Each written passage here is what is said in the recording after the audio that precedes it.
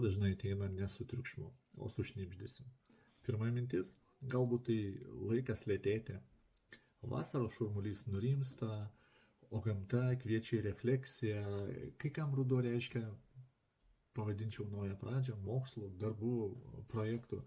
Kitiems, ko gero, reiškia jaukumą, arbatos puodelį, knygą rankose ir lietų už lango. O ką reiškia tau? Ruduo tau labiau primena melancholiją ar įkvėpimą? Nes vėl tas drėgnos žemės kvapas, krintančių lapų ir kažkokios tylos pažada. Tačiau su visu tuo ateina peršalimai, sloga ir visi kiti tave palydintis faktoriai.